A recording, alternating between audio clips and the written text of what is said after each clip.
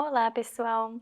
Continuamos a nossa aula de História a partir do tema Tecnologia, que você encontra na página 13 do seu material didático. Com o desenvolvimento da escrita, a produção de manuscritos e livros acabou sendo mais recorrente. Era uma forma muito interessante de registrar histórias e acontecimentos de diversas sociedades. Mas o processo era muito longo e trabalhoso, pois todos os livros e manuscritos eram escritos à mão.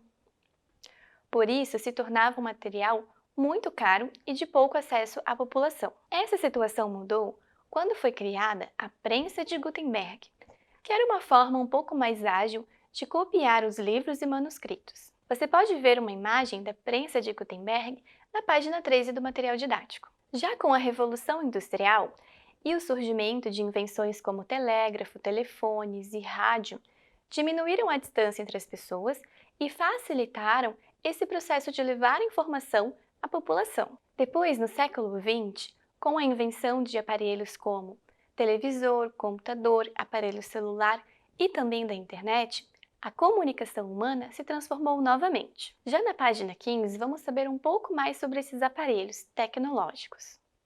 Compare os dois objetos apresentados nas imagens. Quais objetos estão representados? Você conhece eles? Qual deles é o mais antigo? E qual continua sendo utilizado hoje? De que maneira esses dois aparelhos facilitaram a comunicação humana? No ano de 1998, o cantor e compositor Gilberto Gil divulgou a música chamada Pela Internet, que aborda as mudanças que a internet estava promovendo na sociedade naquela época. Na letra, o cantor usou palavras criadas por ele mesmo. Pesquise a letra dessa música e desenhe no espaço indicado o que você conseguiu imaginar ouvindo ela. Depois, responda as questões.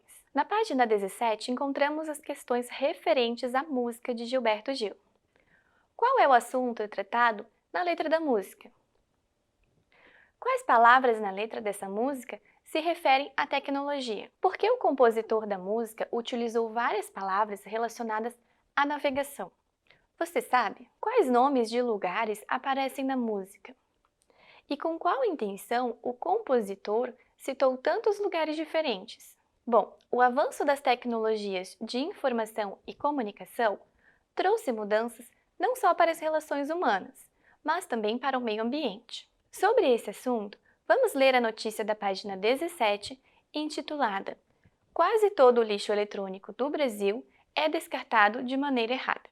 Cada um de nós produz, em média, 8,3 kg de lixo eletrônico por ano, mas apenas 3% deles segue para os centros de reciclagem. 18 meses é o tempo médio de vida de um smartphone. Conforme um novo chega às lojas, outros tantos são aposentados.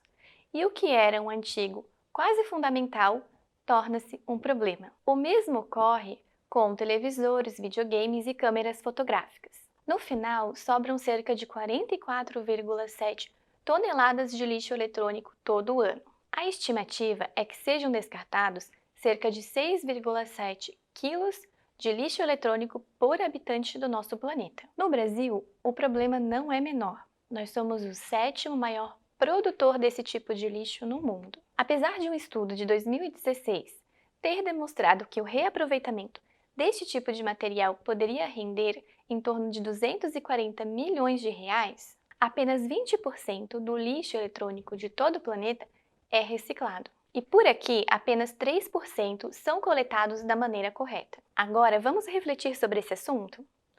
Quais são os problemas que a tecnologia causou para o meio ambiente? Quantas toneladas de lixo eletrônico são produzidas no Brasil? De acordo com o texto, como podemos minimizar o impacto causado pelo lixo eletrônico? Pesquise se na sua cidade há um serviço de coleta de lixo eletrônico e como as pessoas podem descartar da maneira correta aparelhos como aparelhos celulares, baterias, entre outros. Você já pensou como seus hábitos de consumo afetam a natureza? Na página 19, sabemos um pouquinho mais sobre o documentário intitulado A História das Coisas. Além de um alerta sobre a quantidade de lixo que produzimos diariamente, principalmente depois da expansão tecnológica, no vídeo são apontados Caminhos para o desenvolvimento de hábitos de consumo mais justos e sustentáveis. Você pode assistir ao documentário dublado em português na internet e depois escrever nas linhas indicadas sugestões de como você pode diminuir a poluição dos lugares que você frequenta, como a escola e a sua casa. Você sabia que o primeiro documento escrito sobre o Brasil foi uma carta? Ele é considerado a certidão de nascimento do nosso país. Nesse texto, endereçado ao rei de Portugal, Dom Manuel I, o escrivão Pero Vaz de Caminha informa as características da terra encontrada ao longo da viagem de Pedro Álvares Cabral. Você pode fazer a leitura de um trecho da carta na página 20 do seu material didático. No ano de 1500, Pero Vaz de Caminha não tinha outros recursos tecnológicos para informar ao rei como era a terra recém-encontrada. Ele a descreveu para o rei por meio de uma carta. Se Pero Vaz de Caminha vivesse hoje em dia, ele contaria de uma outra forma. Você concorda? Se vivesse no século XXI, como será que Pero Vaz de Caminha descreveria as terras encontradas pela Armada de Cabral ao rei Dom Manuel I? Agora, nas atividades da página 21 do material didático, nós vamos fazer uma pesquisa. Pesquise na internet a data das seguintes invenções, bem como o nome de quem as criou. Você deve pesquisar as seguintes invenções: telégrafo, telefone, rádio e computador. Já na segunda questão, responda com as suas palavras. Se você não tivesse acesso à internet, como faria para responder à questão anterior? E agora nós chegamos ao nosso banco de dados.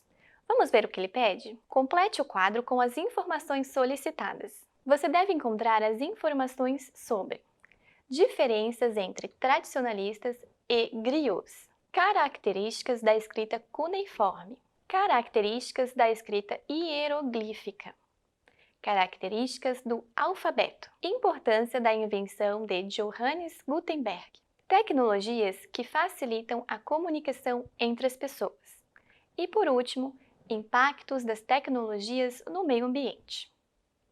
Bom, pessoal, essa foi a nossa aula de História e eu vejo vocês na próxima aula.